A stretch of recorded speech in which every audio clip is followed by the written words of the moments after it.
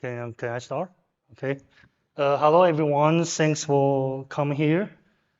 I'm Andrew, the moderator for this panelist, and for the next 40 minutes, we are going to talk about inflation-proof stablecoins. From the name, we can tell it's a type of stablecoin trying to tackle inflation and even aiming for achieving stable inflation resistance. This is quite an exciting topic, but before we get started, let's have each of you introduce yourself and your background. Yeah. Sorry for the slight delay, but nice to be here. Super excited, as always. I'm Stefan Roost. I am the founder of Truflation and Nuon.fi. Nuon is a flat coin pegged to inflation. I've been in crypto for over a decade. I was most recently the CEO of Bitcoin.com until the governments printed a lot of money and said, don't worry about inflation. And then I started worrying. And that's why we are building what we're building. Thank you. Yeah, hi, my name is Richard. I'm a co-founder at International Stable Currency. I've been in crypto also a while, for 5 years. I started a market making firm about 4 years ago. But at some point, I was looking at what Circle and Terra are doing, which we use. I think it's great. But we were looking, and they invest the money in a very safe asset. They keep the return, and they don't return it to the user. We wanted to change this dynamic, and that's how we came up with the ISC. It's essentially now inflation resistant. I'll explain a little bit more how it works during the panel. Hi everyone. Again, my name is Winston. I'm the co-founder and the board member to Unitas Foundation. Unitas is a stablecoin protocol. We use the strong currency to mint weak currency stablecoin for the emerging market. Thank you. Okay, great. Let's get started. First, we know Stefan and Richard, you both do have solid examples of inflation-proof stablecoins. Richard, you have ISE, which stands for International Stable Currency, and Stefan, you have Nuon, right? So, like, my first question is like, how about let's talk about how your inflation-proof stablecoin work? Yeah. So basically, we take actually. You need to intro yourself. Lennix, introduce yourself. Yeah. So sorry, let's get back to the previous one. Let's get Lennix, introduce yourself. Yeah. I'm sorry for being late. We're in the same panel. So my name is Lennix and also the CCL boutiques. I manage the global regulatory and also institutional business. So did you come with the F1 just now? I really drive one going to F1 and I hope my car is much faster. I think you're F1. Yeah, okay.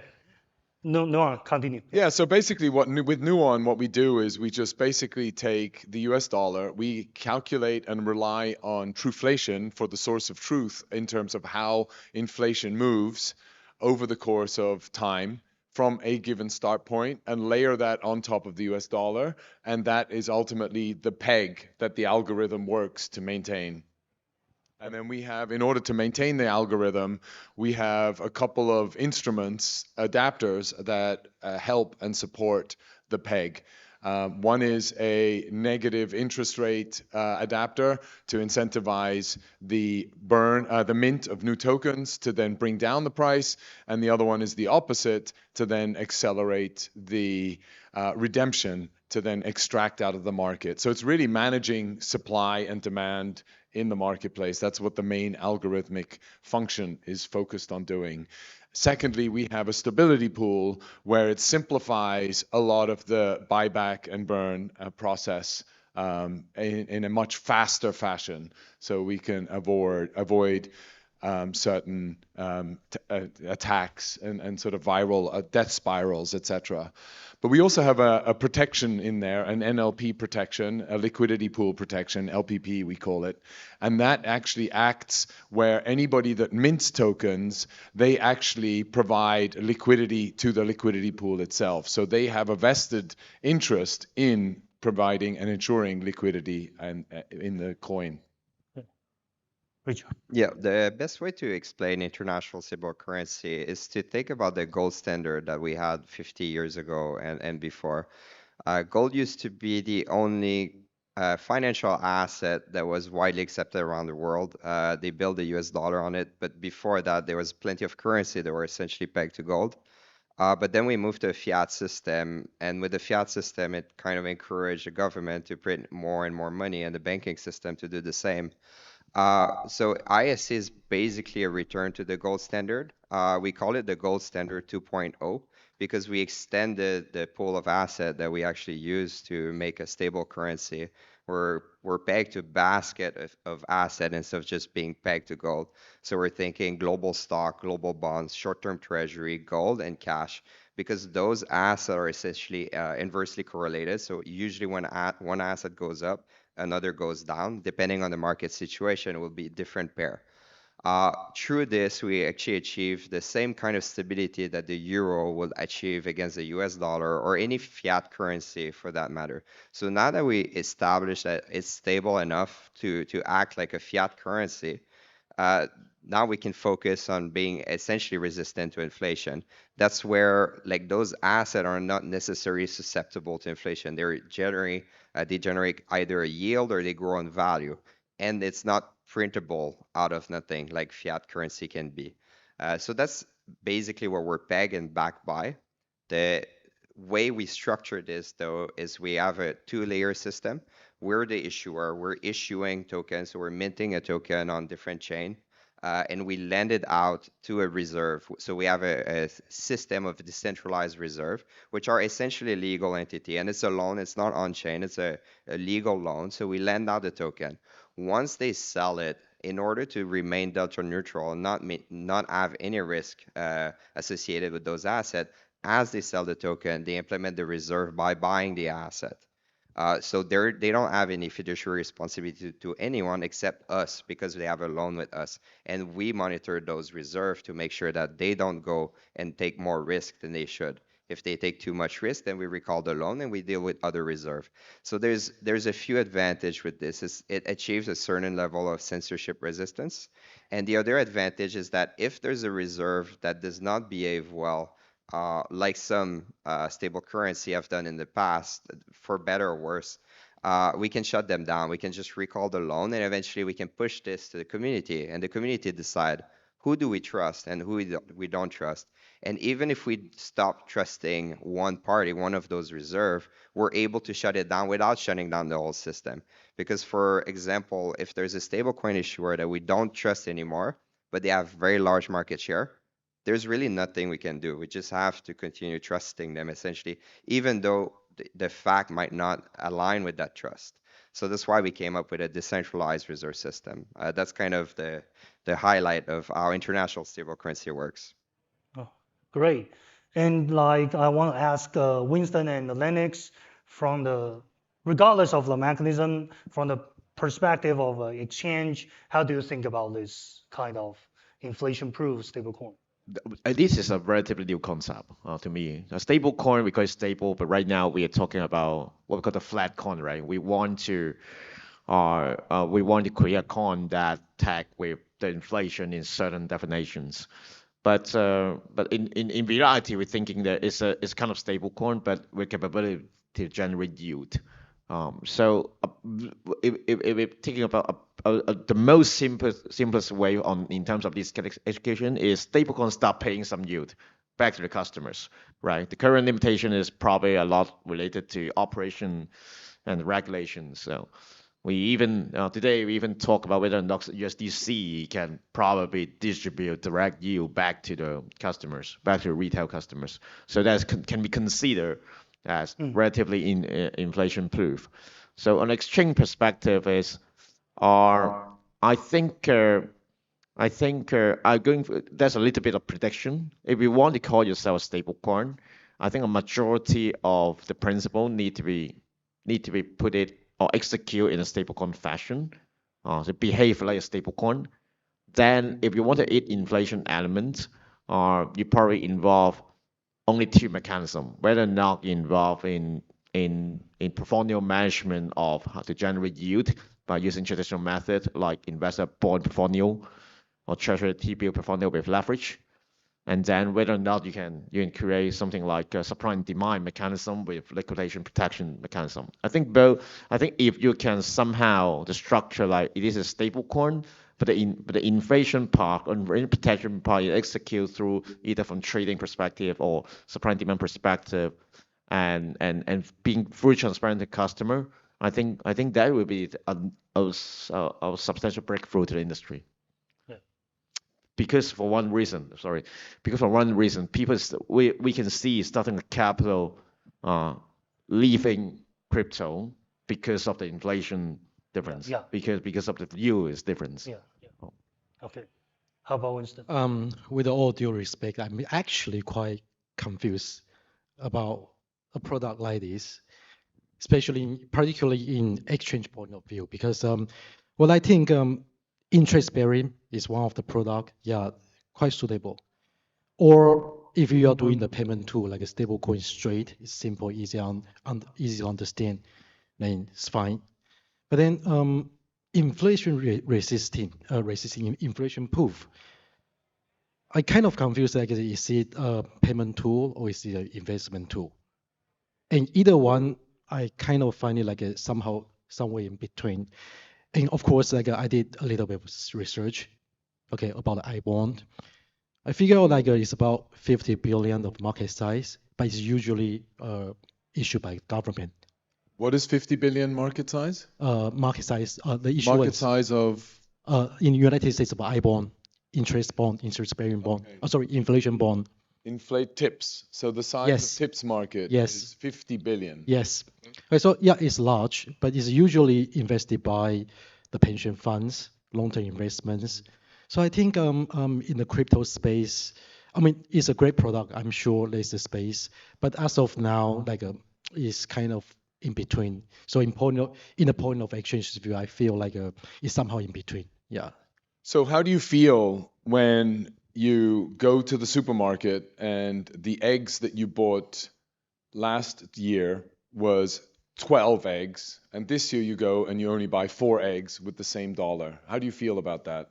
Oh, I definitely feel bad, and that's what is happening right now for the inflation in recent years. Exactly. That is really, really giving like a significant feelings of inflation.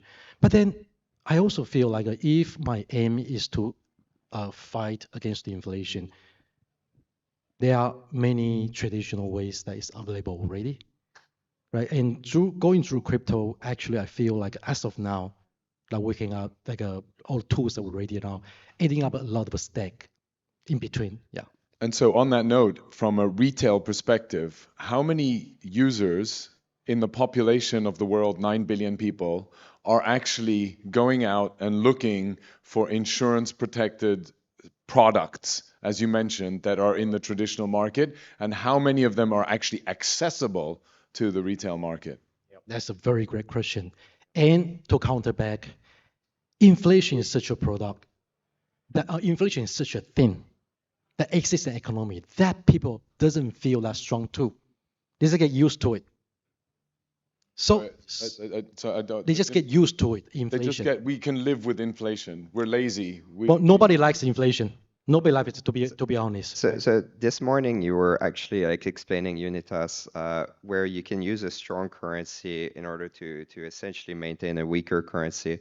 I'd consider ISC and even maybe Nuon to be the even stronger currency than the US dollar, where we consider the US dollar to be a weak currency, and then there's even weaker currency than the US dollar. But I think thanks to blockchain and the financial system, actually, like without ETF and like the advancement of the financial system, it would not be possible to build ISK. But thanks to those two breakthroughs, it's actually possible to build an even better and stronger currency than US dollar. That's what at least at ISC, that we're trying to do. We're not trying to be stable maybe in the sense of the US dollar. We're just trying to build a better currency. And the first step for a better currency is stability. So that's why we call ourselves stable. It's just in terms of real value, we're stable, not with respect to the US dollar. We're past the US dollar. What we want to become is just the strongest currency in the world. I think thanks to blockchain, it's going to become a reality, but I understand it's a long road ahead, especially to onboard retail. Like as we've been speaking about today, it's like it's hard to onboard retail with just US dollar pegged stablecoin, which is very easy to understand. In order to bring them to a flat coin or to a better currency that's not issued by a big government like the US government, it's going to take a while. But at the same time, the product is just flat out better. We have a better value over time. We are as stable as the US dollar. Yes, there's things that can happen, but it's very clear like we're pegged to the basket of asset, and the banks and all the financial system are using those same assets. We're not using crypto to back or stable currency. It's nothing new. Everybody trusts those assets. So I like that's kind of where we're coming from. Totally respect and totally understood. So why don't we call it? Why is it like a anti-inflation? Why is it not interest bearing? So like what So it sounded like an investment to me. it's more like it's just not fiat anymore. And like if you don't have a fiat system, you don't have inflation. So we could call it a fiat resistant currency. Now we're just talking semantic, and then maybe actually we will come up with a better definition. At the moment, we're calling it flat coin. I'm not even sure, is it you that came up with the term, a flat coin? And like we have to go because it's very hard to educate user about like, okay, you guys are building a new currency and so on. Nobody gets it at first. You need to explain it. And here, like people are financially savvy, so you eventually manage to get to explain to experts. But for retail, it's even hard. So terms are quite important in order to educate people. Flat coin is the current term. We'll see later on. And what is a flat coin? Well, it's inflation resistant. And in this case, it's literally inflation pegged currency. In our case, we're not inflation pegged, so inflation could be 20%. If our basket of asset does not, maybe it goes up by 25%, then we go up by 25%. We're not pegged to inflation, so like that's why we use resistant. We're resistant to inflation, but we're not completely pegged to inflation. So Okay. in crypto, we love new words. I mean, let's face it. Who doesn't? I mean, how many new words have we created, right? I mean, we're pretty good at that. And I think we're pretty good at marketing those words too, even though nobody understands a lot of the words, but we get there.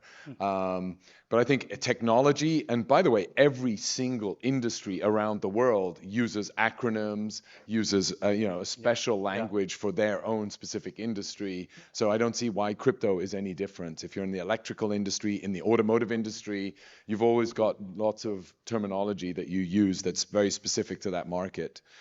And stablecoin, by the way, was invented in 2014.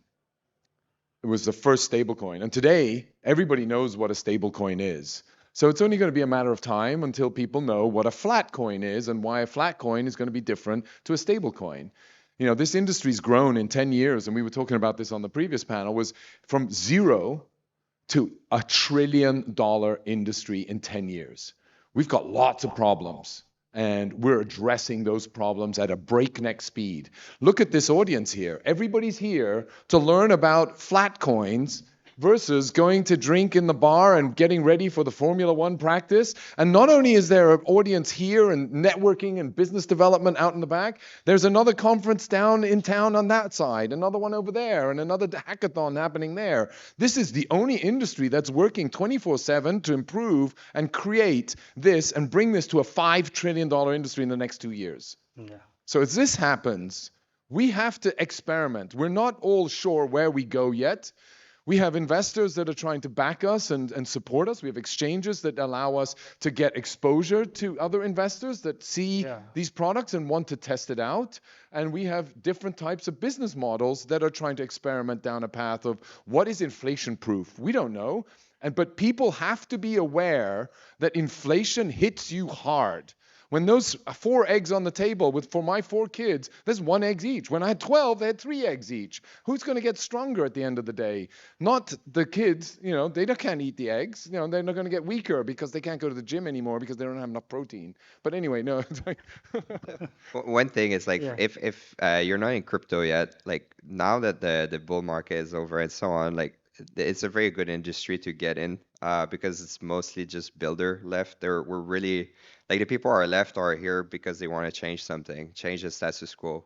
I think that's what me and Stefan are a lot about, like changing things to move things forward. And all the panels today were also about that. Okay, like let's change how things work in the traditional financial system because it doesn't work so well there. It's very inefficient, and they have a source. Like a lot of people say, oh, blockchain is not so efficient. Trust me, it's better than the traditional financial system, especially if you don't know how it works. Okay, I think no, We yeah, do have to do a lot of work though to make it easier for people to understand. and To your point, Well, you know. okay, so Winston, I think things will become clear once we talk about what are the possible use cases. We use the use cases to redefine the name, to rename, maybe it's better. Yeah, yeah.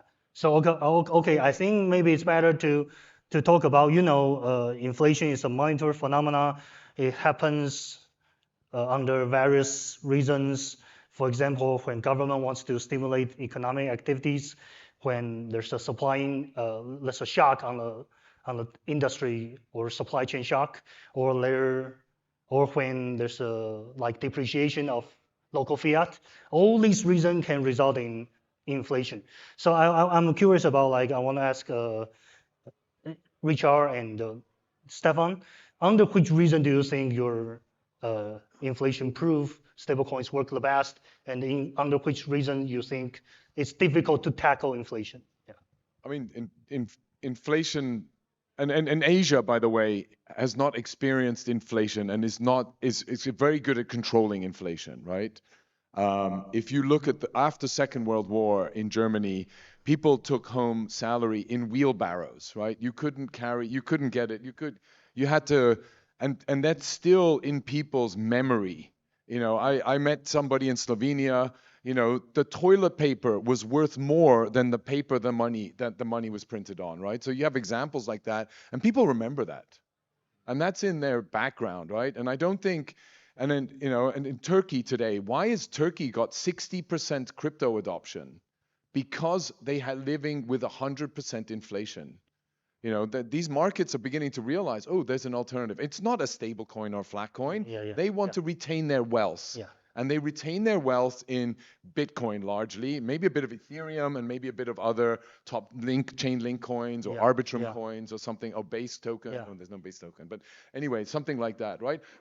And that's where Richard's model with ISC is really good, right? He's taking and saying, look, don't worry, we'll cover you. We'll make sure we have a basket of assets, a bit of commodities, a bit of gold, a bit of precious metals, a bit of oil, and a bit of other stable currencies like Swiss franc or something like that. So he's building this back-end collateral that then allows them to have one token that represents a basket of value that retains value.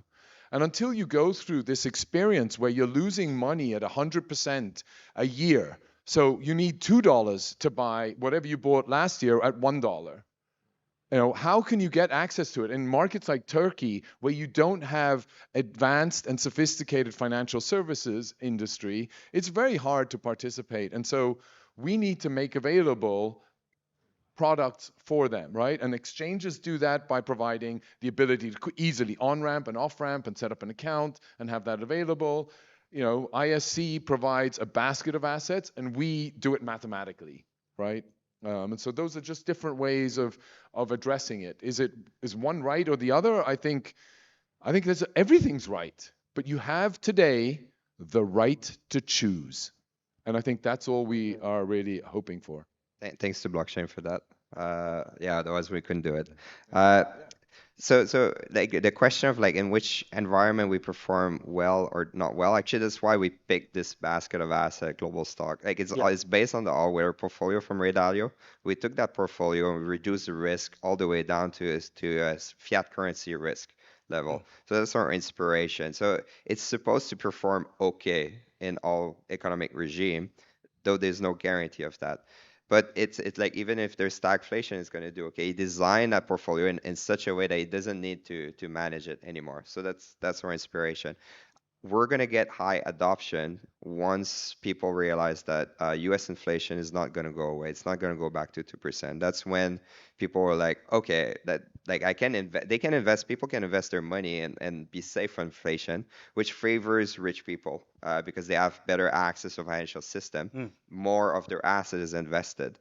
But at some point, people will look at alternative like they did look at alternative in Turkey, and if it's the US dollar that's affected, what's the alternative here? The Japanese yen? No, it's affected the same way the US dollar. There's no other currency in the world that is not a fiat currency at the moment. So then once they look for alternative, then that's when we're gonna shine. That's where actually crypto as a whole might shine too. But the issue with Bitcoin and Ethereum, even though they're completely decentralized, like there's still like centralization risk with Tether, Circle, us too, Nuon, doesn't matter. Bitcoin, Ethereum is very decentralized, but at the same time, because they're not backed by anything, they're not stable natively. So the whole world will need to change to Ethereum or Bitcoin in order to potentially maybe make it stable. So that's why I think people not switch from US dollar to Bitcoin, but they might switch from US dollar to ISC or Nuon. Okay. Winston, do you have something to add? Because we cut you on the last question. No, because I'm still getting stuck up at the word inflation, because when we say inflation, we usually pack into the CPI, Right. and is usually also directly related to the interest rate. But then what we just described is the hyperinflation. That's a whole different thing. That's a whole different thing. But yeah, it's interesting. So I can kind of understand.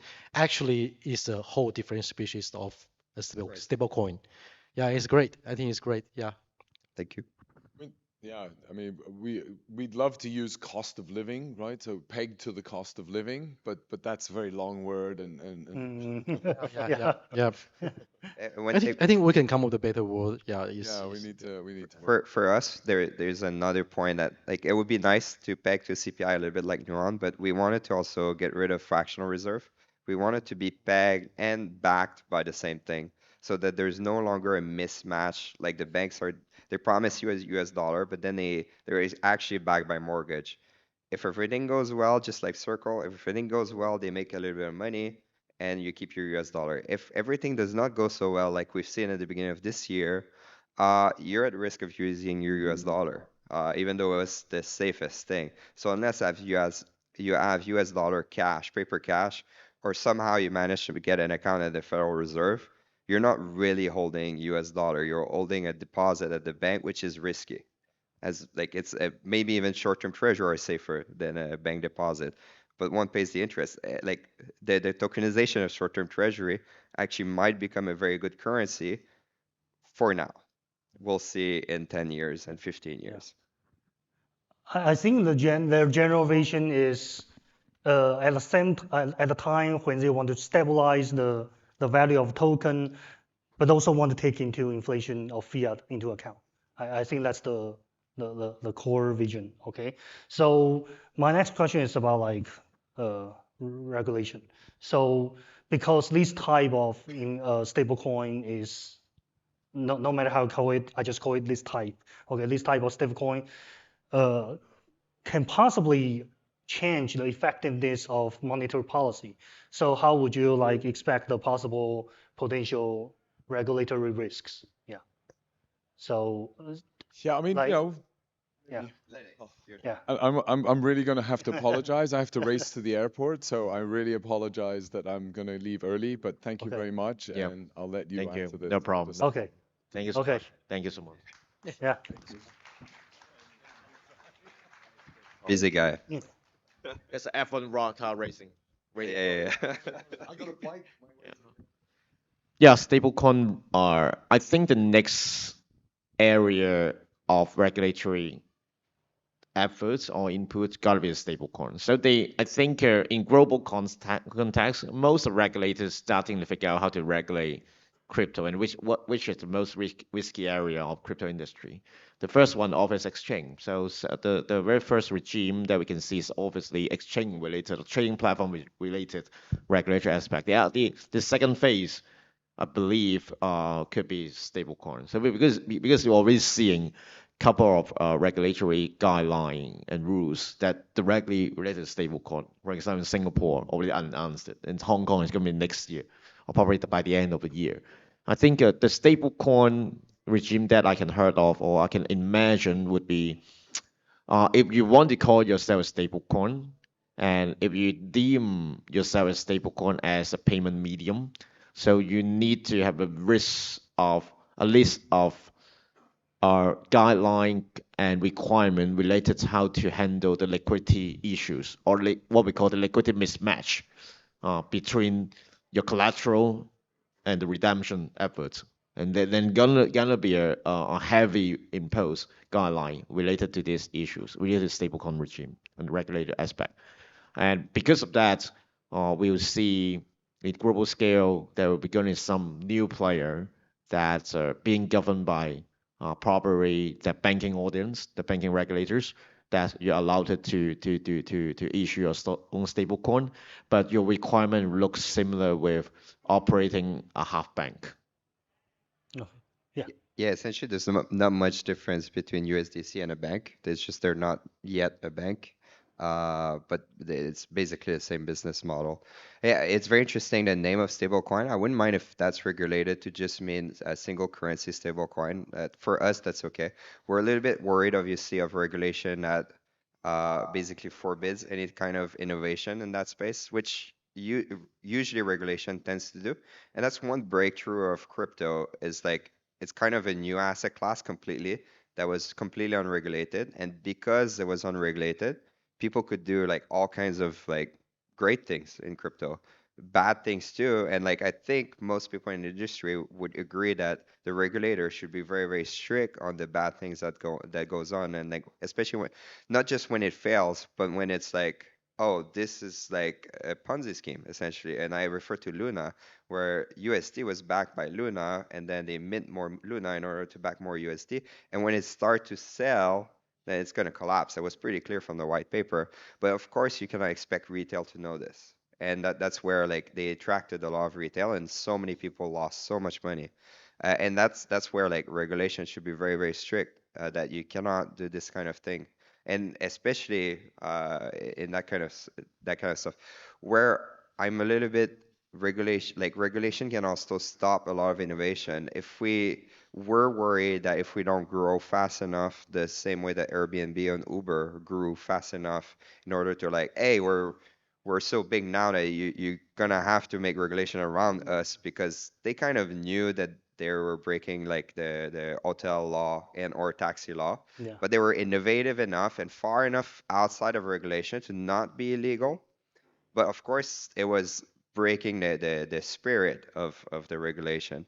So we hope to grow fast enough to actually like what we're doing is legal, but it might get regulated out of the market. We're gonna hope that we grow fast enough to have the same effect that Airbnb and Uber. And after that, they can. I wouldn't mind if they come regulate us. Like our goal is to protect like people's money. And if the regulator, the government, could come in as like, hey, we would like to regulate your coin. I'll be yes, please regulate us. I just don't want to close the door behind me for the other player that might want to compete with us. That like, okay, it's easy for you, Richard. You guys have like 2 billion market cap. You can afford a team to pay 50 million on like a regulatory compliance. But like a new startup won't be able to, and that kind of closed the door in the industry. And whatever player are out there, that's it. And that's kind of what's happening with banks. That's what happened with a lot of industry. I'd rather avoid that. But anything that can protect the user, that would be great if they come in and do that. Okay. Okay, so let's go to the final question, which is most exciting.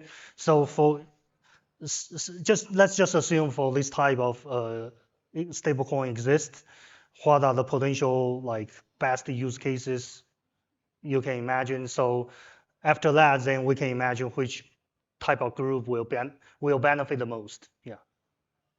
So Winston, do you want to get started? Yeah. Okay, so now I understand it's not inflation coin. Okay, so it's an investment tool. Okay, so I feel like yeah, for the retail market, for normal people, for everybody that wants to invest in crypto, it's the right target group. It's something that quite new and quite interesting. Yeah. Yeah, it's a strong. You could from a person in Turkey, maybe they would see US dollar as an investment. I'd still say it's a still currency. So, but I get where you're coming from. The best use case at the moment would be to bring exogenous value on chain for CDP and or treasury. People are sitting on long-term USDC and or USDT and they're not doing anything with it. So CDP stablecoin, actually like Nuon, we're a very good exogenous source of value. There's obviously other things, especially on Ethereum, we're on all chain. We're going to be on all chain at one point. So it's going to be a very easy way to move value across chain. And there's the other strategy that Reserve Protocol did, is they went to Venezuela, which had high inflation, and they basically built an app that a lot of country now, it's not that app that we have, but we all have mobile payment in our own country. So they went to one country and they developed RPay, and they basically gave like digital payment to everyone as an alternative to the Bolivar. That would be another go-to-market strategy for early use case.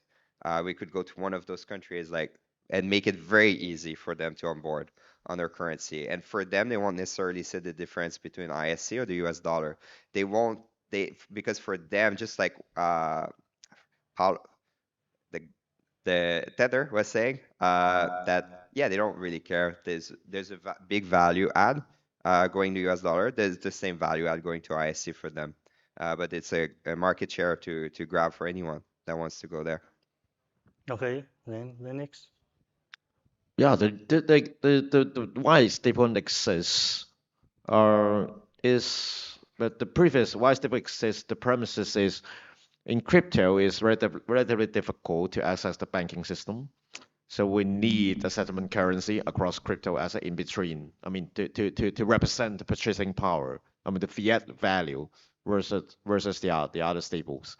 Then the stable starting to become the collateral of the exchange on-chain ecosystem. The stables are starting to become international settlement currency because it's work 24 hours, 7 days, 307 days, and transaction fees relatively a lot better than traditional method. So if you upgrade it to inflation-resisted stablecoin, is a combination of stablecoin and investment tools.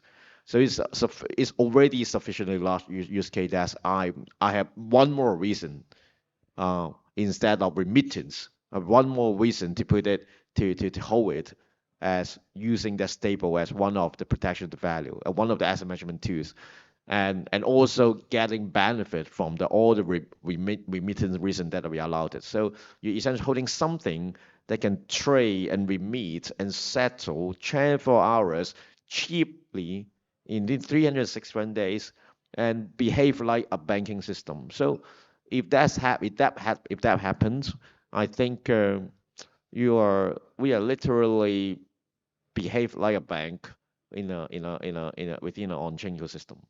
Huge use case. Okay. Okay, since Stefan has already left, I think maybe I have some time to share my personal opinion. So I'm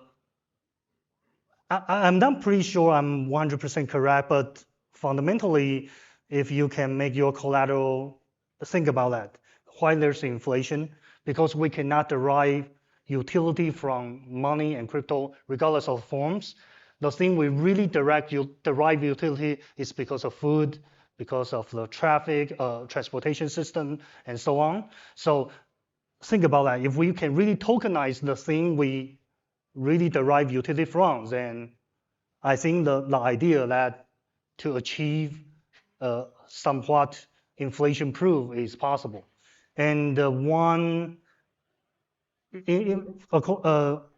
don't have deep research on that, but the first best use case for me is like when enterprise and corporate firms, companies, when they use this kind of stablecoin as like to form their package, then the package with same monetary value, which is composed by 100% fiat, then the former package is more attractive in countries where inflation is serious. Yeah, that's my opinion. And I think time is up, so let's just stop here.